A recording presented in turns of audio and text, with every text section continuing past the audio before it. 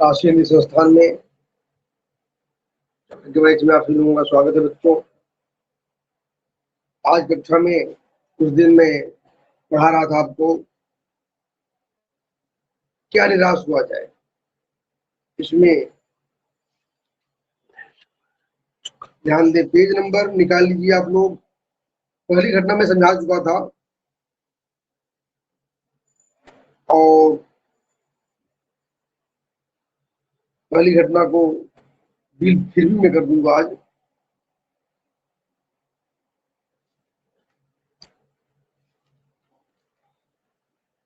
आज page number 75 निकाल लीजिए। 74 तक उस दिन हो चुका था।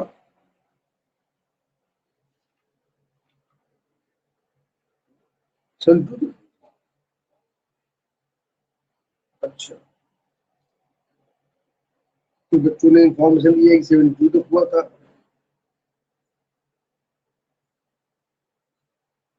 लेकिन जहां तक मेरा ख्याल है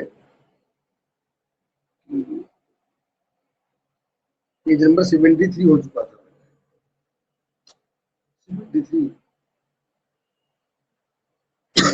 74 से मैं व्याख्या ध्यान 74 के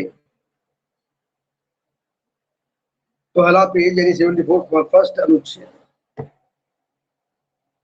उन्हीं के इशारे पर छोड़ देना बहुत निकृष्ट आचरण है। भारतवर्ष ने कभी भी इनको महत्व नहीं दिया। इन्हें सदा संयम के बंधन से बांध कर रखने का प्रयास किया है, परंतु भूख की उपेक्षा नहीं कर सकती। बीमार के लिए दवा की उपेक्षा नहीं कर सकती है। गुमराह को ठीक रास्ते पर लाने से उपायों को उपेक्षा नहीं कर सकती है।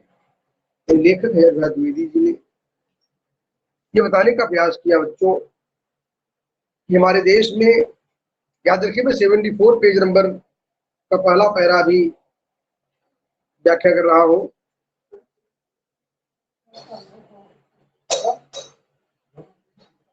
74 पेज का पहला नंबर अनुच्छेद, इसमें लेखक हमारे आचार्य हैजाकृत द्विवेदी जी ने भारतवर्ष की संस्कृति को मूल्यांकित करने का प्रयास किया है कि आदर्शवादिता का परित्याग नहीं हो सकता है बच्चों। कोई बीमार आदमी है उसको हॉस्पिटल पहुंचाना, कोई आवश्यकमंद है उसको उन फंडामेंटल जो नीड्स है, मौलिक जो उसके आवश्यकताएं हैं, उसे हम पूर्ति करें, ये दायित्व बनता है। तो आगे बच्चों ध्यान दें। अब मैं 74 पेज का दूसरा अनुच्छेद हुआ यह है कि इस देश के कोटि कोटि दरिद्रजनों के को हीन अवस्था को दूर करने के लिए हमें ऐसे अनेक कायदे कानून बनाए गए हैं जो कृषि, उद्योग, वाणिज्य, शिक्षा, स्वास्थ्य की स्थिति को अधिक उन्नत और सुचार बनाने लक्ष्य से प्रेरित। किसानों की आर्थिक व्यवस्था, मजदूरों की आर्थिक व्यवस्था, उद्योग के को चलाने की सब कुछ व्यवस्थाएं हमारे देश में की गई ताकि लोग अपना अच्छा जीवन रहन सहन कर सके। अपने आप में यह लक्ष्य बहुत ही उत्तम है, परंतु जिन लोगों को इन कार्यों में लगना है उनका मन सब समय पवित्र नहीं होता। प्राय वे ही लक्ष्य को भूल जाते हैं और अपनी ही सुख सुविधा की ओर ज्यादा ध्यान देने लगते हैं। व्यक्ति का चित्त सब समय आदर्शों द्वारा चालित नहीं होता। जितने बड़े पैमाने पर इन क्षेत्रों में मनुष्य को उन्नति के विचार बनाए गए, उतने ही मात्रा में लोभ मोह जैसे विकार भी विस्तृत होते गए। लक्ष्य की बात भूल गई, आदर्शों का मजाक का विषय बनाया गया और संयम को दकियानुसी मान लिया गया। परिणाम जो होना था वो हो रहा है। वह कुछ थोड़े से लोगों के बढ़ते हुए लोभ का नतीजा है, किंतु इससे भारतवर्ष के पुराने आदर्शों और अधिक स्पष्ट रूप से महान और उपयोगी दिखाई देने लगे। मात्र कुछ लोग हमारे समाज में स्वार्थी हुए, जिनके कारण आज ये सब समस्याएं पैदा हुई हैं। आज ये सब विकट विकराल रूप धारण किया हुआ है। जो दिखाया गया यहाँ बच्चों, भारतवर्ष सदा कानून को धर्म के रूप में देखता आ रहा है। आज एकाएक कानून और धर्म में अंतर कर दिया गया है। धर्म को धोखा नहीं दिया जा सकता, कानून को दिया जा सकता है। यही कारण है कि जो लोग धर्म भीरू ऋणग्रस्त हैं, वे कानून की त्रुटियों से लाभ उठाने में संकोच नहीं करते। आजकल सभी लोग अपने अपने स्वार्थ सुविधाओं में मस्त हैं, अपने अपने लोभ लिप्सा में मस्त हैं। हर लोग कानून को नीचा दिखाने का प्रयास कर रहे हैं। ये गजब बातें हैं बच्चों। अपनी स्वार्थ पूर्ति के लिए लोग किसी हद तक जा सकते हैं। ये चीजें आजकल हम देखने को पा रहे हैं बच्चों। आगे इस बात के पर्याप्त प्रयास खोए जा सकते हैं कि समाज के ऊपरी वर्ग में चाहे जो भी हो रहा है, भीतर भीतर भारतवर्ष अब भी यह अनुभव कर रहा है कि धर्म कानून से बड़ी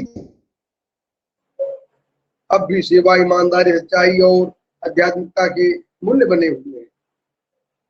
दब अवश्य गए हैं लेकिन नष्ट नहीं हुए हैं। मनुष्य आज भी वह मनुष्य प्रेम करता है, महिलाओं का सम्मान करता है, झूठ और चोरी को गलत समझता है, दूसरे को पीड़ा पहुंचाने को पाप समझता है और कठिनाई में पड़े हुए बेबस लोगों की सहायता करने में अपने को कृत्य अनुभव करता है। यानी आज भी भारतीय संस्कृति और भारतीय नैतिक मूल्य को अगर देखा जाए, गहराई से चिंतन करें बच्चों, आज भी महत्वपूर्ण स्थान दिया जाता है। आज भी हम लोग ये कहते हैं परोपकार करना चाहिए, लोक कल्याण करना चाहिए, हो रहा है।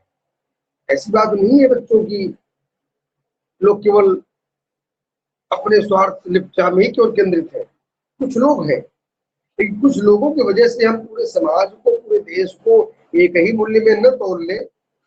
यह भी लेखक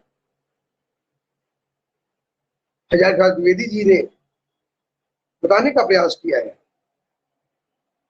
हर आदमी अपने व्यक्तित्व जीवन में इस बात का अनुभव करता है। समाचार पत्रों में जो भ्रष्टाचार के प्रति इतना आक्रोश है, वो यही साबित करता है कि हम ऐसी चीजों को गलत समझते हैं और समाज में उन तत्वों की प्रतिष्ठा कम करते हैं जो गलत तरीके से धन या मान संग्रह करते हैं। यह होना चाहिए। जो लोग गलत तरीके से धन को एकत्रित करते हैं, उन्हें हमें सम्मान दृष्टि से नहीं देखना चाहिए। ऐसे लोगों की आलोचना होनी चाहिए समाज में। यह बात लेखक हजारीलाल द्विवेदी जी ने व्यक्त करने का प्रयास किया है। गलत ढंग से कमाया हुआ धन, शोषण के तरीके से कमाया हुआ धन, उसकी आलोचना, प्रत्यालोचना हमारे समाज में अवश्य होनी चाहिए बच्चों। आगे दोषों का पर्दाफाश करना बुरी बात नहीं है। बुराई यह मालूम होती है कि किसी के आचरण के गलत पक्ष को उद्घाटित करते समय उसमें रस लिया जाता है और दोषोद्घाटन की एकमात्र कर्तव्य मान लिया जाता है। बुराई में रस लेना बुरी बात है। अच्छाई में उतना ही रस लेकर उजागर न करना और भी बुरी बात है। सैकड़ों घटनाएं ऐसी घटती हैं जिन्हें उजागर करने में लोक चित्त में अच्छाई के प्रति भावना जगती है। यानी बच्चों, हमारे समाज में प्रायः दूसरे की निंदा पर चर्चाएं होती हैं। जहाँ चार लोग बैठते हैं ना, वहां पर ही बात कम करते हैं, चाहे स्त्री हो चाहे पुरुष हो। हाँ, पुरुषों में थोड़ा कम होता है कि स्त्रियों में थोड़ा ज्यादा होता है कि वे दूसरे की बातें क्यों ज्यादा करती हैं। तो पर निंदा पर चर्चा आजकल या पहले से यह मूल विषय है। लेकिन एक बात है, लेखक ने यहाँ एक बात बताने का प्रयास किया, जितने आनंद के साथ, जितने रस के साथ हम दूसरे का अवगुणों का, दूसरे के दोषों का मजा लेते हैं, उतना ही यह भी प्रयास करना चाहिए दूसरे के गुणों की भी चर्चा करनी चाहिए। अगर उसमें गुण है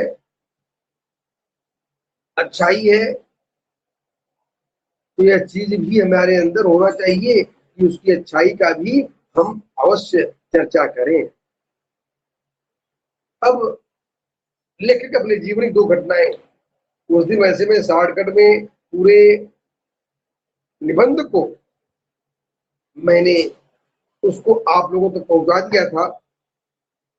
आज डिटेल में मैं उसकी जानकारी दे रहा हूं। बच्चों ध्यान दें, मैं एक बार रेलवे स्टेशन पर टिकट लेते हुए गलती से मैंने 10 की बजाय 100 रुपए का नोट दिया और जल्दी जल्दी गाड़ी में आकर बैठ गया। थोड़ी देर में टिकट बाबू उन दिनों के सेकंड क्लास के डिब्बे में हर आदमी का चेहरा पहचानता हुआ उपस्थित हुआ। उसने मुझे पहचान लिया और बड़ी विनम्रता के साथ मेरे हाथ में 90 रुपए दिए और बोला यह बहुत बड़ी गलती हो गई थी। आपने भी नहीं देखा, मैंने भी नहीं देखा। उसके चेहरे पर किन विचित्र संतोष की गरिमा थी। मैं चकित रह गया। यानी लेखक ने बताने का प्रयास किया कि एक बार वो रेलवे स्टेशन जब टिकट खरीदने के लिए गए, टिकट बाबू जो थे वह 10 रुपए की टिकट और 90 रुपया उनको वापस करना था। लेकिन लेखक जो थे हजारीबाग द्विवेदी जी पंडित जी, वे अपने सेकंड क्लास के डिब्बे में जा चुके थे, बैठ चुके थे। तो ऐसी स्थिति में उन्होंने, ध्यान देने की बात है, मद रूप से भाव ग्रहण करने की आवश्यकता है बच्चों। उन्होंने सोचो अपने उस टिकट काउंटर से निकल करके वह ट्रेन में उस 90 रुपए को देने के लिए चले आए। किसका है, वो कितना परेशान होगा। ये मानवता और सांस्कृतिक दृष्टिकोण नहीं है तो और क्या है। कितना सुंदर हुआ टिकट बाबू ने कार्य की, कितना मानवीय और कितना उसके अंदर नैतिकता का चरम प्रभाव हम देख सकते हैं बच्चों। उसने ट्रेन के डिब्बे में आकर के पैसे को वापस करना मामूली बात नहीं थी बच्चों, और दिया उसने। आगे कैसे कहूं कि दुनिया में सच्चाई और ईमानदारी लुप्त हो गई है। ऐसी अनेक अवांछित घटनाएं भी हुई हैं, परंतु एक घटना ठगी और वंचना की अनेक घटनाओं से अधिक शक्तिशाली। वेरी इंपॉर्टेंट बच्चों, टाइम मार्क कर लीजिए आप लोग।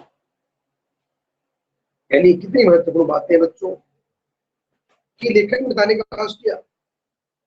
अगर आपके जीवन में कोई 10 घटनाएं किसी ने लूटा हो, उसकी चर्चा कम करो, लेकिन किसी ने आपके जीवन में एक बार अगर आपको अच्छे कार्य किया हो आपके साथ में, तो उसको आप चारों तरफ उसका समर्थन करो, उस चर्चा को व्यक्त करो, अच्छाई को व्यक्त करो। आगे एक बार दूसरी जो घटना थी उनके जीवन में घटी थी, उसको उन्होंने जिक्र किया बच्चों। एक बार मैं बस में यात्रा कर रहा था, मेरे साथ मेरी पत्नी और 3 बच्चे थे। बस में कुछ खराबी थी, रुक रुक कर चलती थी। गंतव्य में कोई 8 किलोमीटर पहले ही एक निर्जन सुनसान स्थान में बस ने जवाब दे दिया। रात के कोई 10 बजे होंगे। सोचने वाली बात है बच्चों। लेखक ने अपने बच्चे और अपने यानी अपने 3 बच्चों के साथ, अपनी पत्नी के साथ बस में यात्रा कर रहे थे और रात लगभग 10 बजे 8 किलोमीटर पहले 8 किलोमीटर पहले ही बस जवाब दे गई, बस रुक गई। अब खलबली मच गया पूरे बस के यात्रियों में।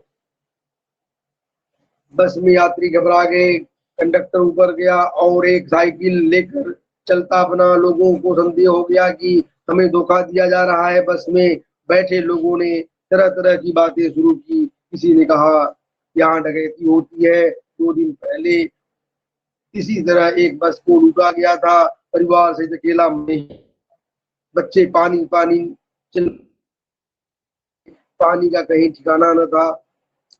आदमियों का डर समा गया था। यानी परिवार लेकर बहुत कम लोग थे वहां बच्चों उस बस में। लेखक भी घबराया हुआ था और लोग चर्चा कर रहे थे, अरे 2 दिन पहले बस लूटी गई थी, बस इसी तरीके से बस खराब का बहाना हुआ, डकैतों को सूचना मिल गया, डकैत आए, बस को लूटे, तमाम लोगों को उसके साथ मारपीट की। लेकिन थोड़ा घबराए, और उधर यात्रीगण ने क्या निर्णय ले लिया, सोचने वाली बात है। क्या निर्णय लिया? कुछ नौजवानों ने ड्राइवर को पकड़कर मारने पीटने का हिसाब बनाया। ड्राइवर के चेहरे पर हवाइयां उड़ने लगी। लोगों ने उसे पकड़ लिया। वो बड़े कातर ढंग से मेरी ओर देखने लगा और बोला, हम लोग बस का कोई उपाय कर रहे हैं, बचाइए, लोग मारेंगे। डर तो मेरे मन में भी था, पर उसकी कातर मुद्रा देखकर मैंने यात्रियों को समझाया कि मारना ठीक नहीं है, परंतु यात्री इतने घबराए हुए थे कि वे मेरी बात सुनने को तैयार नहीं हुए। कहने लगे, इसकी बातों में मत आइए, धोखा दे रहा है, कंडक्टर को पहले ही डाकुओं के यहाँ भेज दिया है। यानी उसने कहा कि कंडक्टर ने पहले ही डाकुओं को भेज दिया है। सोचने वाली बात है बच्चों।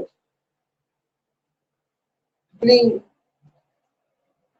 लोग चर्चा कर रहे हैं, बस में फरात भरी मची हुई है। कुछ नौजवान उस ड्राइवर को मारने के लिए तैयार हो गए। लोग चर्चा आपस में कर रहे हैं कि बस कंडक्टर गया डकैतों से मिलने के लिए, डकैत आएंगे, लूटेंगे। अब मारने पीटने के साथ तैयार हो गया है सब। बेचारा ड्राइवर डरा हुआ सहमा हुआ था। आगे देखिए, मैं भी भयभीत था, पर ड्राइवर को किसी तरह मारपीट से बचाया। 1.5-2 घंटे बीत गए। मेरे बच्चे भोजन और पानी के लिए व्याकुल थे। मैं मेरी और पत्नी की हालत बुरी थी। लोगों ने ड्राइवर को मारा पीटा तो नहीं, पर उसे बस में उतार कर एक जगह घेर कर रखा। कोई भी दुर्घटना होती है तो पहले ड्राइवर को समाप्त कर देना उन्हें उचित जान पड़ा। मेरे गिड़गिड़ाने का कोई विशेष असर नहीं पड़ा। किसी किसी समय क्या देखता हूँ कि एक खाली बस चली आ रही है और उस पर हमारी बस का कंडक्टर भी बैठा हुआ है। उसने आते ही कहा, अड्डे में से नई बस लाया हूँ, इस पर बैठिए, यह बस चलने लायक नहीं है। फिर मेरे पास एक लोटे में पानी और थोड़ा दूध लेकर आया और बोला, पंडित जी, बच्चों का रोना मुझसे देखा नहीं गया, वही दूध मिल गया, थोड़ा लेते आया हूँ। यात्रियों ने फिर यात्रियों में फिर जान में जान आई। सबने उसे धन्यवाद दिया, ड्राइवर से माफी मांगी और 12 बजे से पहले ही सब लोग बस अड्डे पहुंच गए। ध्यान देने की बात है बच्चों, ध्यान देने की बात है। यहाँ पर लेखक ने उस ड्राइवर को बचाया, लेकिन फिर भी लोग बांध कर रखे थे। ड्राइवर डरा हुआ था, लेकिन थोड़ी देर बाद लोग क्या देखते हैं कि वही कंडक्टर एक नई बस लेकर के वो वहां पहुंचता है। बोलता है, नहीं, कि आप लोग इसमें बैठ जाएंगे, बस की हालत ठीक नहीं है और आप लोग अपने गंतव्य स्थान तक पहुंचा दिए जाएंगे। कितना अच्छा था, कितना नेक था। लेकिन यहाँ पर बस यात्रियों ने क्या क्या कल्पनाएं कर ली थी, सोचने वाली बात है। और कितना वह अच्छा व्यक्ति था। जो बच्चे रो रहे थे पंडित जी के लिए, यानी लेखक हजारे प्रसाद द्विवेदी के बच्चों के लिए दूध और पानी की व्यवस्था करके वो लाया था कि बच्चों का रोना मुझसे बर्दाश्त नहीं हुआ। क्या मानवता है, ये सबके अंदर होना चाहिए। किसी का दुख कष्ट बर्दाश्त न कर सके कोई भी व्यक्ति हो, जाके पैर में फटी बेवाई सो क्या जाने पीर पर आई। अरे हमें दूसरे कष्टों के दुखों की अनुभूति होनी चाहिए। वही मनुष्य है, वही मनुष्य है जो मनुष्य के लिए मरे, जिसमें मानवता न हो, मनुष्यता न हो, परोपकार की भावना न हो, वो मनुष्य कहलाने योग्य नहीं है। गोस्वामी जी ने तो यहाँ तक कहा है, परहित सरिस धर्म नहीं भाई, पर पीड़ा नहीं सही अधमाई। अगर दूसरे के दुख को अगर हम आत्मसात न कर सके, पर पीड़ा को आत्मसात न कर सके, ये कोई धर्म नहीं। धर्म वही महान होता है जिसमें दूसरे की पीड़ा को हम समझे। धर्म माने मानव धर्म, लोक धर्म, विश्व धर्म की परिकल्पना हमारे अंदर होनी चाहिए बच्चों। आगे तो लेखक ने कहा, इस घटना को मैंने कभी भूल नहीं पाया कि वह बस कंडक्टर कितना महान था, यानी लोगों को सही जगह पहुंचाया, सही स्थान दिया। यही होना चाहिए बच्चों। आगे, ठगा भी गया हूँ, धोखा भी खाया हूँ, परंतु बहुत कम स्थलों पर विश्वासघात नाम की कोई चीज मिली है। केवल उन्हीं बातों का हिसाब रखूं जिनमें धोखा खाया है तो जीवन कष्टकर हो जाएगा, परंतु ऐसी घटनाएं बहुत कम नहीं है जहां लोगों ने अकारण सहायता की है, निराश मन का ढांढस दिया है और हिम्मत बढ़ाई है। कविवर रविन्द्रनाथ ठाकुर ने अपने एक प्रार्थना गीत में भगवान से प्रार्थना की थी कि संसार में केवल नुकसान उठाना पड़े, धोखा ही खाना पड़े, तो ऐसे अवसरों पर भी हमें हे प्रभु ऐसी शक्ति दो कि मैं तुम्हारे ऊपर संदेह न करूं। लेखक जगन्नाथ द्विवेदी ने कितनी अच्छी बात यहाँ पर लोगों को बताने का प्रयास किया। कितनी खुशी की बात है बच्चों। यानी उन्होंने कहा, एक बार रविन्द्रनाथ टैगोर जी ने ईश्वर से कहा कि प्रभु मैं दुनिया में दुख पाऊं, कष्ट पाऊं, लेकिन आपकी सत्ता के ऊपर, आपकी शक्ति के ऊपर है प्रभु, मुझे कभी संदेह न हो। इतनी शक्ति दो मुझे कि आपकी सत्ता के ऊपर मुझे कभी संदेह न हो बच्चों। ये बात लेखक जगन्नाथ द्विवेदी ने बताने का प्रयास किया है। संसारिते लभिते और क्षति पाइले सुदुवंजना तुम्हाके जेन करी संसार। यानी हे प्रभु, संसारिते लभिते क्षति, यानी संसार में केवल मुझे क्षति उठाना पड़े, पाइले शुद्ध वंचना, यानी केवल मैं शुद्ध वंचना धोखा पाऊं, समाज से लोग मुझको धोखा दें, फिर भी ये प्रभु तुम्हाके तेन जिन करी संशय। बंगला भाषा का अनुवाद लेखक हजारिका द्विवेदी जी ने किया है। ध्यान देने की बात है, तुम्हाके जिन करी संशय, हे प्रभु तुम्हारे ऊपर मैं कभी संशय, कभी अविश्वास न करूं, ऐसी शक्ति तुम मुझे देना प्रभु।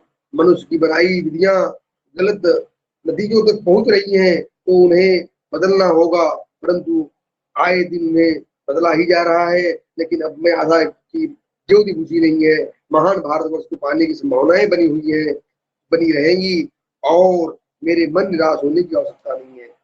लेखक ने बताने का प्रयास किया, अरे मन निराश होने की आवश्यकता नहीं है, मुझे निरंतर आगे बढ़ने की आवश्यकता है, निरंतर आगे बढ़।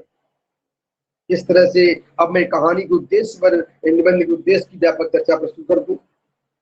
ध्यान देने की बात है बच्चों, इसमें लेखक जगन्नाथ द्विवेदी जी ने संपूर्ण भारतीय नवयुवकों को, भारतीय नौजवानों को एक महत्वपूर्ण शिक्षा दी। क्या शिक्षा दी? कि हमें कभी निराश होने की आवश्यकता नहीं है, हमें हर समय पॉजिटिव विचार के साथ आगे बढ़े। और एक बात, देखा देखी, अन्याय, अधर्म और गलत चीजों को हम स्वीकार न करें, हमें स्ट्रिक्ट फैसला लेना होगा, यानी हमें कड़े कदम उठाने पड़ेंगे, लेकिन मानवता और लोक कल्याण, परोपकार और नैतिकता के साथ समझौता नहीं करना होगा। हमें आगे बढ़ने की आवश्यकता है, लेकिन हमें व्यक्तिगत जो लाभ है, व्यक्तिगत जो स्वार्थ है, उससे ऊपर उठना होगा। धन लिप्सा, धन लोलुपता की भावनाएं समाज में बढ़ रही, तेजी से बढ़ रही है, उसके प्रति हमें अपनी भावनाओं को ऊपर उठना होगा। यह बात लेखक ने बताने का प्रयास किया बच्चों। ठीक है, आज कक्षा में समाप्त करता हूँ। धन्यवाद।